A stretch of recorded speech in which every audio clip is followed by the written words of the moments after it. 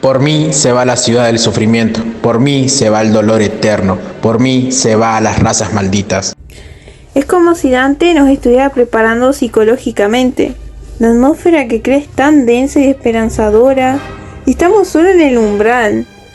Y justamente Modigliani lo describe bien cuando habla del primer contacto con la eterna oscuridad del infierno.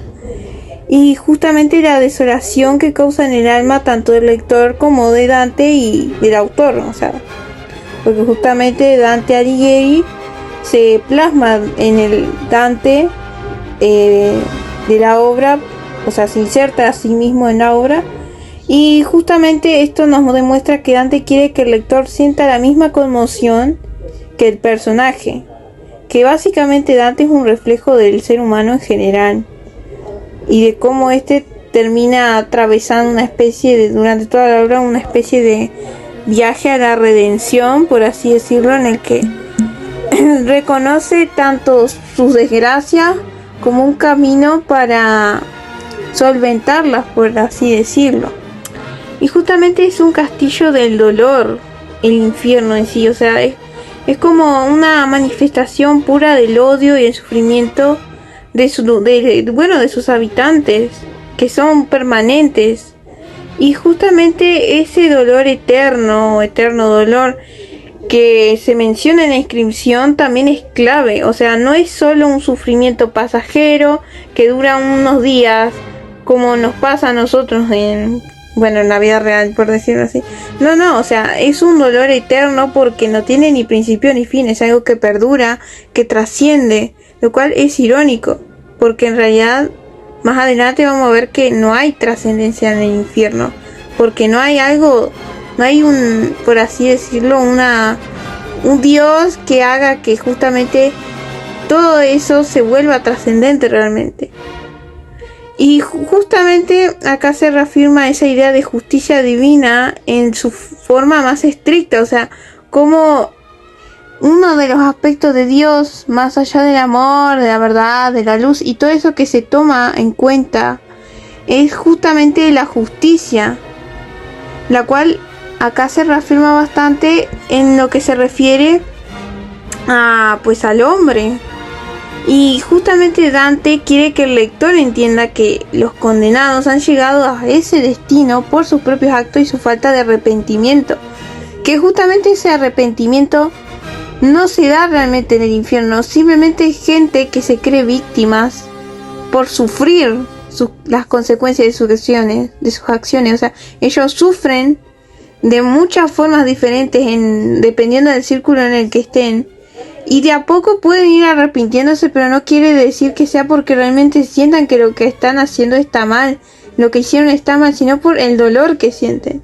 Y esto nos genera un impacto psicológico brutal, porque cuando uno cruza esa puerta se deja, o sea, el umbral en el que entran Dante y Virgilio, es como que se deja toda esperanza atrás.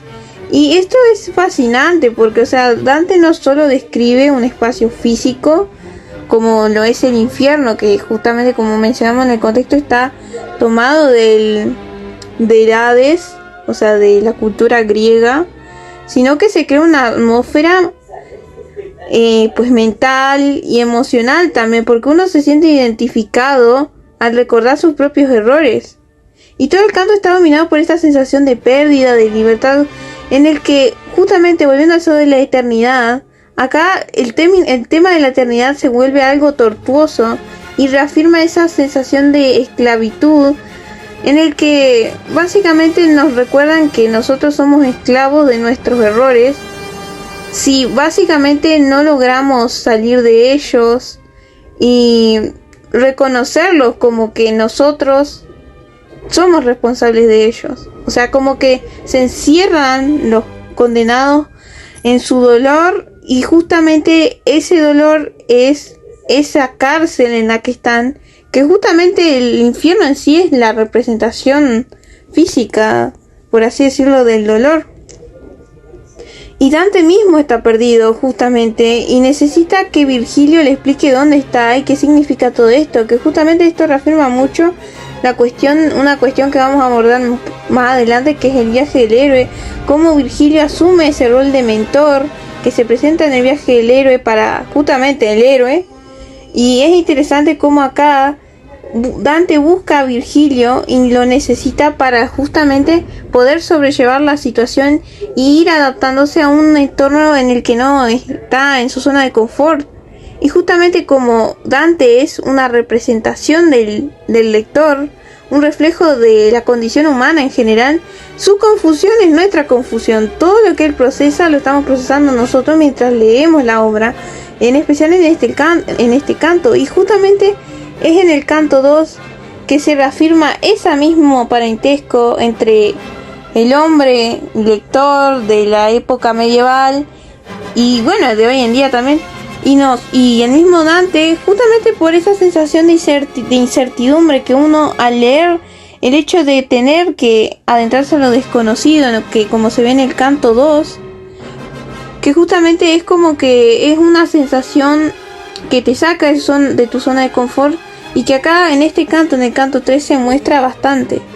Y la verdad que es un gran impacto el que logra con esa estructura, o sea, 3 tercetos, un triple paralelismo, o sea, todo está perfectamente calculado y que demuestra que Dante realmente pensó en la estructura y en el mundo en general que estaba creando a partir del cristianismo y de la cultura griega. O sea, es casi como una arquitectura gótica donde nada está por el azar. O sea, todo tiene un porqué, todo tiene una razón. Incluso la anáfora de por tiene un propósito. O sea, es un detalle bíblico, ¿no? La repetición y la estructura gramatical, o sea, refuerzan la idea de la perdición eterna. Y al final se refuerza esa idea de que no hay escapatoria. O sea, si es una estructura literaria sólida, casi como un ritual de condenación para el que lo está leyendo, porque, o sea, te hace, al ser un reflejo de la condición humana, te hace a caer y hacer conciencia de justamente todo lo que te puede llegar a pasar a vos, a no hacerte cargo de tus errores, de tus pecados, por así decirlo. Y además hay una referencia de la Biblia, especialmente a la puerta ancha que se menciona en Mateo 7:13, que nos habla justamente de esta puerta que en la entrada que es fácil para la perdición, o sea, es una entrada fácil a la perdición, que justamente es el umbral. O sea, el umbral es básicamente esa puerta de la que se nos habla en Mateo, y la perdición justamente es el infierno encarnado. Y como se puede ver, es un camino muy amplio, porque justamente te plantea dos caras en general. O sea, un camino fácil como lo puede ser la puerta, justamente el hecho de que fuera tan fácil para Virgilio de cierta forma encontrar la entrada al infierno, ya nos deja bastante el simbolismo en sí, en el simple hecho de que Virgilio lograra entrar y encontrar la puerta de una forma fácil, por decirlo así, y que simplemente sea entrar, ya nos demuestra que justamente el simbolismo a cómo uno de una forma sencilla puede terminar en el mal camino con una simple acción sin pensarla realmente.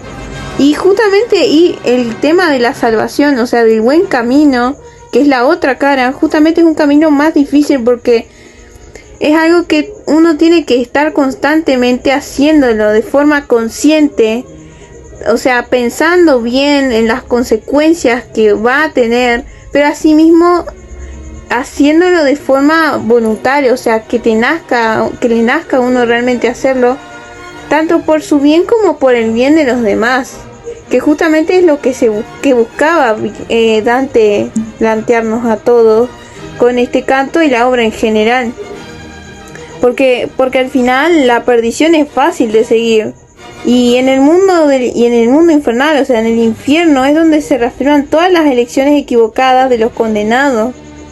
Y al final Dante reflexiona en el contraste que existe en ese entorno y pues, o sea, el infierno, y justamente con el Dios amoroso, que como se puede ver, esos caminos que ya mencionamos se representan justamente con la figura de Dios, y el otro se representa justamente con la figura del diablo, de Satanás o de Lucifer. O sea, es interesante cómo hasta se pueden representar con dos figuras que se antagonizan entre sí. Y justamente, como mencionamos anteriormente, la justicia divina, que es un aspecto bastante, una cualidad de Dios que justamente toma forma en el infierno, ya sean los castigos, la simple idea del infierno, si nos basamos en que, en otras cuestiones que se van a explicar más adelante, o sea, se da a entender que Dios es justo, o sea, que acá en este canto se nos abre, por así decirlo, una puerta a plantearnos el concepto de que Dios es justo y que esa justicia, sin embargo, es implacable, o sea, es directa, te impregna totalmente y pues te azota, por decirlo así.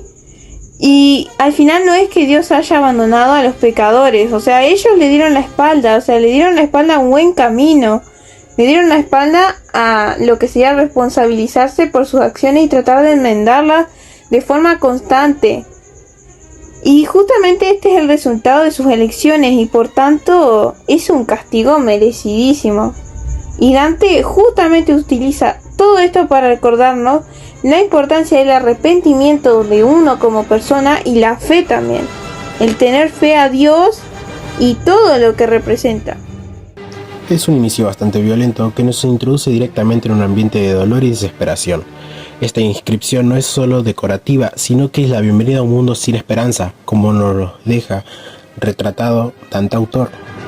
Exacto, y no olvidemos que esta puerta da acceso a lo que Dante describe como la ciudad doliente.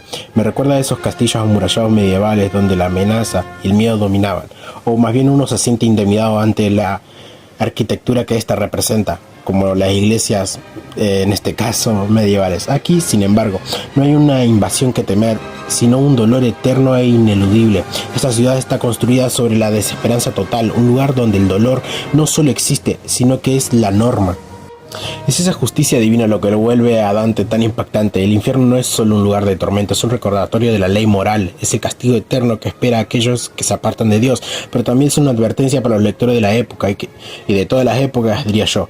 Prácticamente la obra, de cierta u otra forma, está ejerciendo cierto control social entre los individuos.